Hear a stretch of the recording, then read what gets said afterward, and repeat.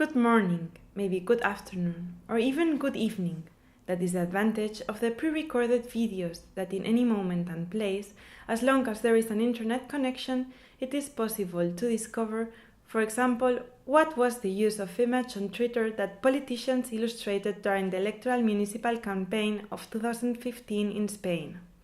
Precisely, this is the issue and title of the research that inspires this brief audiovisual piece. My name is Marta Portales Oliva. I am part of the research staff of the Autonomous University of Barcelona, and together with Raquel Quevedo from the University of Valladolid and with one of the full professors of the same institution, Salomé Berrocal, I am pleased to introduce the most outstanding aspects of the article published in the edition number 71 of the Revista Latina de Comunicación Social, Journal Latina of Social Communication, and financed by the Ministry of Economy and Competitiveness within the framework of the InfoBoltnet project. The study is encompassed within a context of progressive protagonism of Internet, and particularly on the social networks as platforms for the configuration of new forms of interpersonal communication that have not only shaped what Echevarría called in 1999 the third environment, but also have reached politics and the sets of strategies carried out by the main parties in order to achieve a positive response of the voting collective. Nonetheless, nowadays the fact of conceiving an electoral campaign where the planned use of tools as universal such as Facebook or Twitter is not considered but rather strange.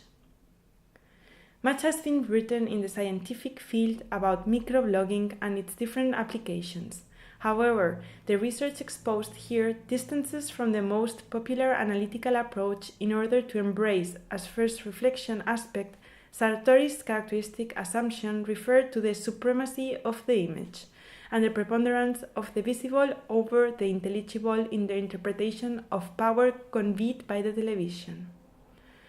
From this idea, the transcendence of the visual in traditional mass media representation of politics is accepted, and there is a bet on extrapolating said consideration to the Twitter context. The purpose is no other than to confirm the truthfulness of a pre-established hypothesis, that leaders grant a predominantly indexical character to photographs they publish through tweets, so that these, in most occasions, are used with the intention to notice the candidate's movements during electoral campaign, besides registering his/her presence in a bidirectional communication space. In order to confirm the assumption in the development of the study, we have used the quantitative content analysis technique, supported on the model of authors such as Andreu Avela, Muñiz and Igartua, among other references, and performed from the selection of multiple qualitative variables collected from a thoroughly bibliographic review. Specifically, the methodological weight of the proposal is based on the analysis of a sample constituted by 388 images and text published between the days May 19th and May 23rd, 2015 on Twitter accounts of 36 candidates that conceded in the electoral process on province capitals with electoral census that exceeded the million. Once identified, the candidates for mayor that in the ballot box appointment on May 24th obtained a representation in the governments of Murcia, Málaga, Alicante, Sevilla, Valencia, Barcelona, and Madrid, we used the options offered by the microblogging platform in order to elaborate a follow-up list, extract all illustrated microtext corresponding to the period of study, and used the Twitonomy tool to compile additional information and incorporate to the research data such as device typology from where the tweets were issued. During fieldwork, a template comprised by 7 variable menus was applied to every analysis unit, with a first categorization filter dedicated to the called argumental function. As a result, it was possible to determine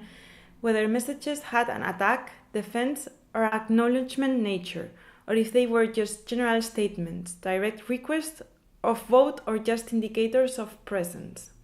Likewise, categories such as ideal and popular candidate were used in order to distinguish images that introduced politicians as government models, statesman frame, from those that inspired emotivity on the political field, compassion, from those focusing the candidate as surrounded by large multitudes, mass appeal, and those that evoked the most human condition of the candidate for major in contexts apparently distant from government aspect, ordinariness. In the same analytical line, the third variable was specially relevant, the symbolic roles variable, based on the use given by Garcia and D'Adamo in 2006 in order to perform an electoral spot study and that enabled the interpretation of the role of each photographed leader as communicator, hero, manager, or the role of protector that defended specific values while exhibiting his/her most human facet. Finally, we observed the subjects that appeared on the images as protagonists, and also those who were on a secondary plane. It was confirmed whether there was a real consistency between what was explained on the textual message and what was shown through graphic resources, and, to conclude, we deduced whether, with this form of more visual participation, there was a direct request for vote, the illustration of a campaign ad, or if the purpose was different. The completion of analysis allowed to extract different conclusions that, due to the briefness in the video, they might and should be summarized in 3 concise aspects. 1. That most microtexts, about 40.2%, had the argumental function of indicating the action and location of the candidate in the form suggested by the main hypothesis of this research. Second, that 63.1% of analyzed units had a photograph where the candidate for major was the protagonist represented under the prism of great communicator. Third, that most photographs that constituted the sample of study strive to make the presence of Twitter, politicians evident on the newspapers, radio, and, most often, television. Hence, it is not strange that the techniques of political personalization that predominate in the audiovisual field also rule social networks, although it is curious that these are used almost exclusively as claim to channel the interest of followers toward traditional mass communication spaces.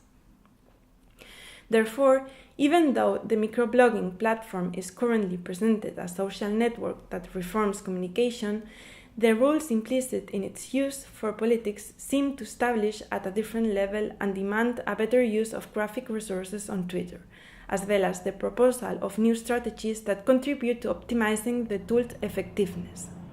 Until this happens, studies digging deeper on the preponderance of visible over the intelligible must continue. Thank you for your attention.